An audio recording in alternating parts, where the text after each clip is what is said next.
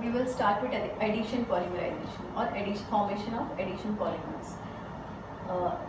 For formation of addition polymers, we take simple molecules of alkenes, and these alkene molecules are joined together forming a long chain which is called as a polymer chain. Earlier also in 10th standard also we had studied addition reactions of alkenes, but in 10th standard what we had studied was addition of simple molecules like hydrogen or chlorine or hydrogen bromide. So these were added to alkenes to form another simple molecule. But now we are going to study formation of long chains using alkenes. I'll show you the simple example. So let us take example of ethene. Here I am showing addition of 3 ethene molecules. This is the third ethene molecule. So when I join these 3 ethene molecules, just for sake of simplicity, I am showing shifting of bonds over here, so that I can show that this carbon and this carbon is joined by this double bond over here, and this double bond again shifts over here, this double bond shifts over here, this double bond shifts to the left and joins this 3.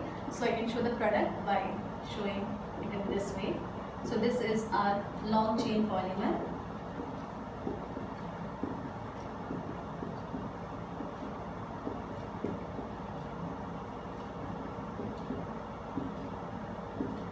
So this is the long chain polymer, or this is the polymer which is formed by joining 3 ethene molecules. So but it's not always possible to write such long chains on the board or on paper. So for sake of convenience, instead of writing this or writing in this way, what we will do is we will write only a single monomer, that is ethene molecule, and we'll write N number and show polymerization. Polymerization generally happens at high temperature and high pressure. So the product can be shown in this way. The polymerization continues on both sides, that is a long chain is formed on the either side of the molecule. That is, we will have more ethene molecules on this side and this side. So one thing we have to notice that the double bond which was present in the alkene molecule is no more present in the product, or in the polymer chain we do not have any double bonds.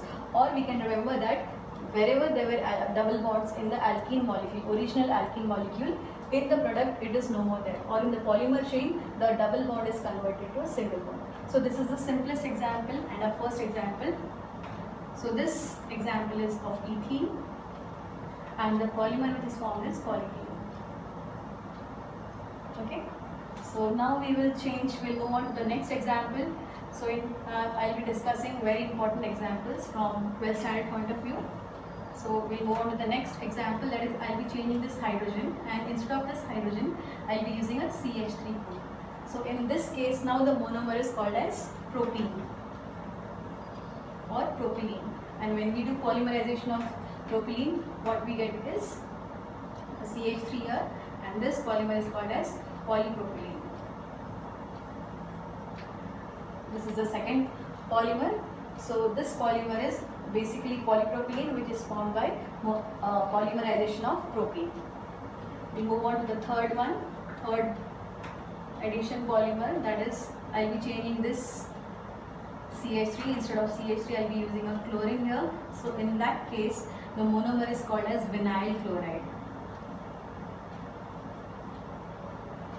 When vinyl chloride undergoes polymerization, we have polyvinyl chloride formed.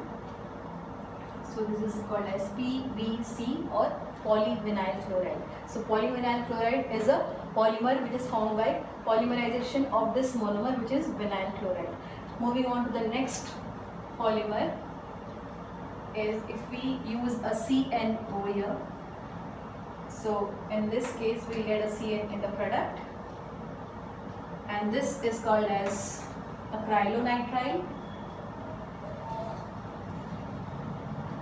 and the product is called as polyacrylonitrile.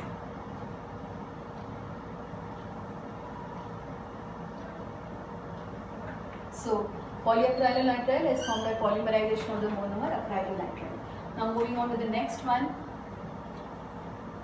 instead of CN as the group, if we have a benzene ring, then this monomer is called as styrene. And when we do polymerization of styrene, the product which we get is polystyrene, or the polymer which is formed is polystyrene.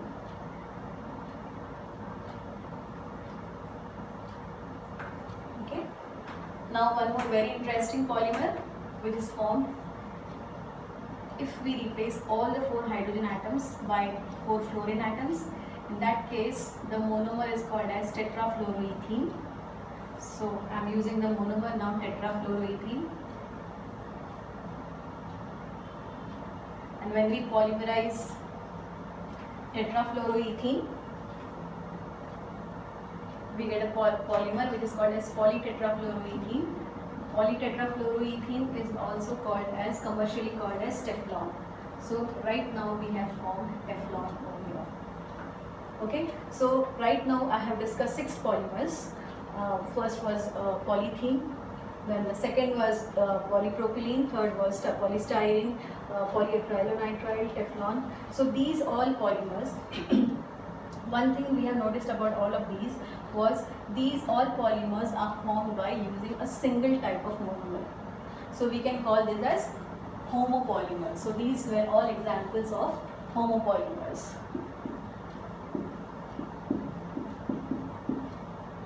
So right now we had discussed about homopolymers. Now we will move on to copolymers. So a very important copolymer is Buna-S. Is a copolymer. Why we call Buna-S as copolymer? Because we are using 2 different types of monomer. So the first type of monomer which we are using is styrene, is the first monomer, and butadiene, but-1,3-diene, is the second monomer. So this is the second monomer for the formation of Buna-S. So in this, we will, just for sake of convenience, we'll shift the bonds to one side. So the product which will be formed is, this is the first monomer. I'm just writing the first monomer as such and showing the bond shifted to the left side. This bond which is there, this bond will move to the left and it will join these 2 monomers. So I'm showing this double bond between the 2 monomers.